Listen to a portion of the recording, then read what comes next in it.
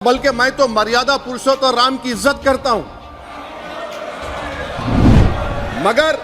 मगर मैं नाथूराम गोडसे से नफरत करता हूं। मेरी नस्लें नफरत करती रहेंगी क्योंकि नाथूराम गोडसे ने उस शख्स को गोली मारी जिसके जबान से आखिरी लफ्ज निकले हे राम। सर, क्या मैं बाबर का स्पोक्स पर्सन हूं? क्या मैं जिना का स्पोक्स पर्सन हूं? क्या मैं औरंगजेब का स्पोक्स पर्सन हूं? मेरी फिक्र में मेरा ईमान मुझे कहता है कि जिस जगह पर मस्जिद थी, है और रहेगी, बाबरी मस्जिद है और रहेगी। बाबरी मस्जिद जिंदाबाद, जिंदाबाद, भारत जिंदाबाद, जय हिंद। मोहतरम चेयरमैन साहब, आपका बेहद शुक्रिया।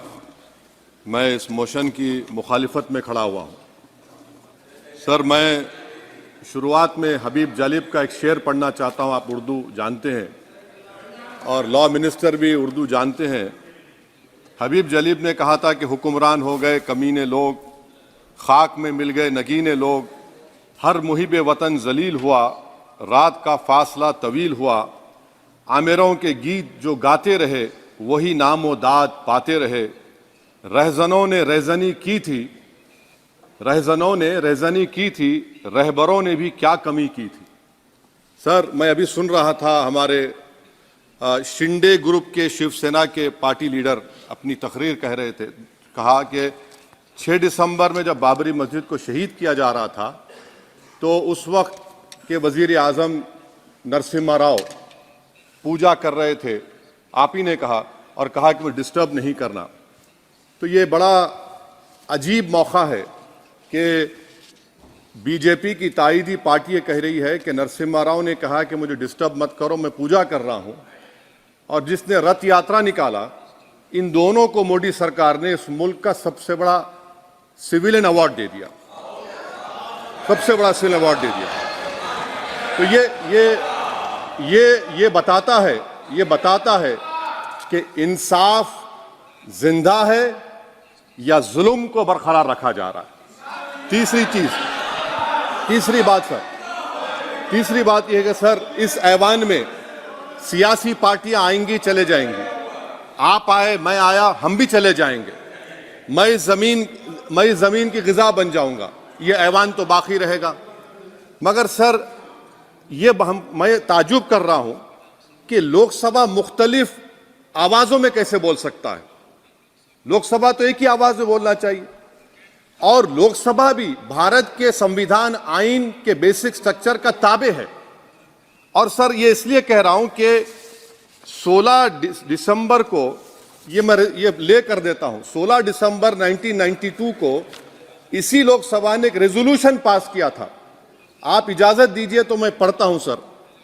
दिस हाउस, अच्छा, ये गुलाम नबी उस वक्त के मिनिस्टर थे, आज नहीं है, उनका नाम नहीं लेना चाह रहा था। This house strongly and unequivocally condemns the desecration and demolition of the Babri Masjid at Ayodhya by and at the instigation of forces represented among others by VHP, RSS and the Bajrang Dal, which has caused communal violence in the country. Such act of vandalism was carried out not only in violation of order of Supreme Court, but amounted to an attack on the secular foundations of our country. This House expresses anguish at the happenings and wishes to reiterate its resolve that it will ceaselessly endeavor to uphold the secular and democratic traditions of our country and for the maintenance of rule of law. और एक paragraph मैं नहीं पढ़ूंगा।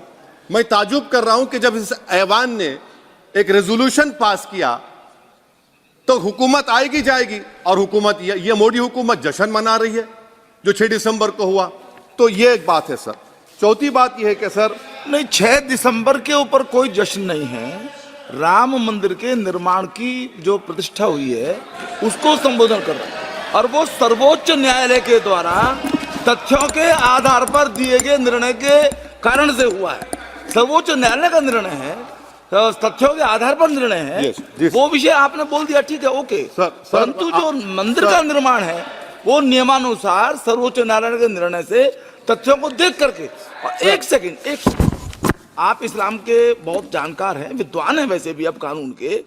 यदि किसी अन्य धर्म के स्थान पर मस्जिद बनाई जाए तो शायद उसको मान्य नहीं किया जाता। अभी एएसआई ने, सुप्रीम कोर्ट ने स्वीकार किया है कि वहां पर राम मंदिर था। तो इस विषय केवल यह है कि वहां पर राम मंदिर ठीक बना कि नहीं बना, वो विषय हो गया। तो कृपया इस पर यदि आप कुछ बोले तो बोले प्लीज। सर मैं आपको गलत साबित कर दूंगा सर भी। और मैंने रुक तो जाइए बड़ी इज्जत के साथ सर, मैं आपकी बड़ी इज्जत करता हूं सर। आपको मैं कोट कर रहा हूं सुप्रीम कोर्ट का जजमेंट पैराग्राफ 1222 रोमन 17, उसमें लिखा गया है the destruction of the mosque took place in breach of the order status को and the assurance given to this court, the destruction of the mosque and obliteration of Islamic structure was an egregious violation of the rule of law. Egregious का मतलब जो छोटी मोटी अंग्रेजी में आती है वो क्रिमिनल एक्ट कहा। और सर आपने कहा था कि वहां पर मंदिर को तोड़कर बनाया गया। सर मैं आपके सामने ये तमाम चीजें लेकर दूंगा, सुप्रीम कोर्ट के जजमेंट के पैराग्राफ्स हैं जिसमें सुप्रीम कोर्ट ने ASI की रिपोर्ट को नकारा। उन्होंने कहा कि मंदिर को तोड़कर मस्जिद नहीं बनाई गई थी। सुप्रीम कोर्ट ने कहा, ये सुप्रीम कोर्ट ने कहा। अब और मैं रख दूंगा, आप पढ़ लीजिए। अच्छा सर मैं अपनी तकरीर पर आ जाता हूं सर। तो मैं अपनी बात कर देता हूं सर।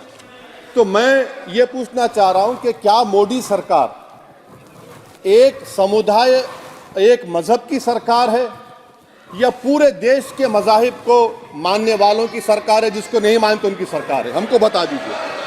क्या मोदी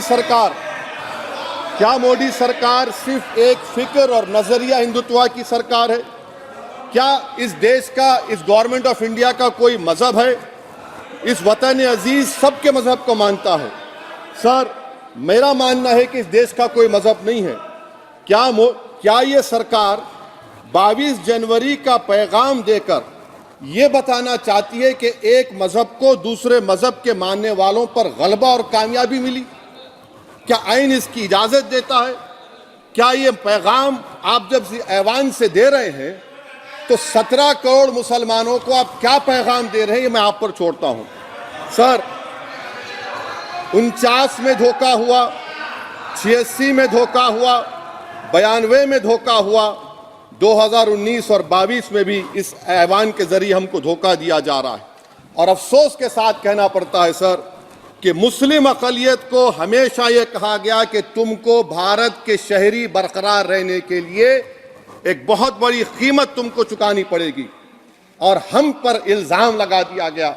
सर क्या मैं बाबर का स्पोक्स पर्सन हूं? क्या मैं जिना का स्पोक्स पर्सन हूं? क्या मैं औरंगजेब का स्पोक्स पर्सन हूं?